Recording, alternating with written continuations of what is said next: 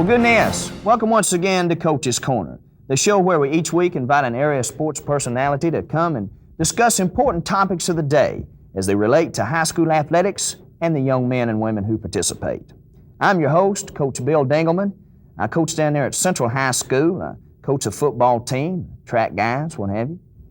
Well, goodness, I'm sure there's very few of you out there who aren't familiar with Newt Rockne's famous Win One for the Gipper halftime speech, or the famous film of the late George Allen jumping up and down, hooping and hollering in the Redskins dressing room after a victory and keeping that momentum going so they could go on and to further victories. And that's our topic for today. As a coach, creating desire in the young athlete. And joining me here in the studio today to discuss this topic is a coach, fellow coach, a new coach, just completed his first season there at William B. Williams High School, the old William B. Williams Sharks. And he's a friend, a colleague, and a sometime rival on the field of play. So I'd like now to welcome Coach Johnny Kirkland. Welcome, Coach Kirkland. Thank you, Coach Dingleman. It's proud to be here.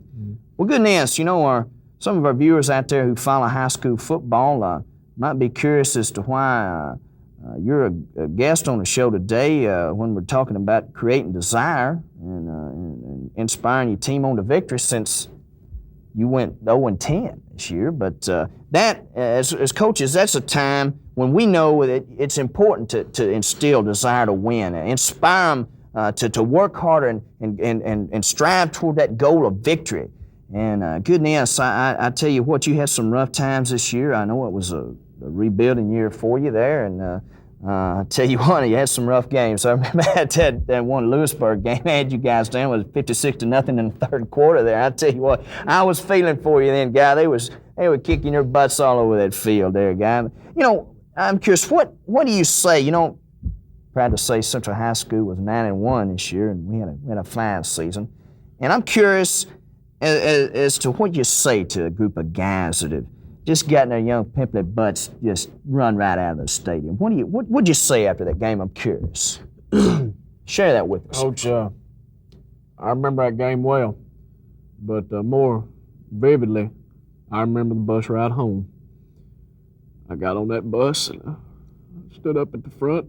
I said, "Boys, y'all were out there tonight making mental mistakes.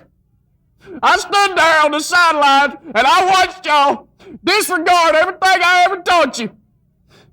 And it looked to me like you just didn't care. I busted my tail all season to try to teach you boys how to play high school football. It looked to me like you didn't care about the William B. Williams High School football program. It looked to me like you didn't care about your mamas and daddies sitting up there in the stands getting their hearts tore out. And it looked to me like you didn't care about your coach. Boys,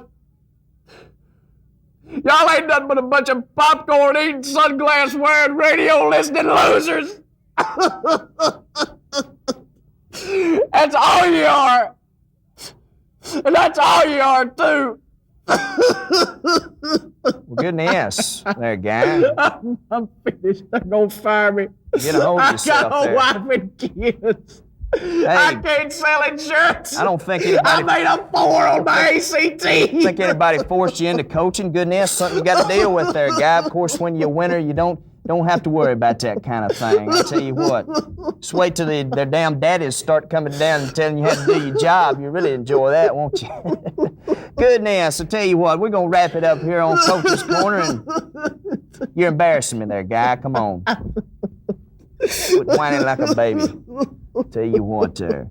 Well, goodness, it's certainly been a pleasure having Coach Kirkland here. And what more can I say?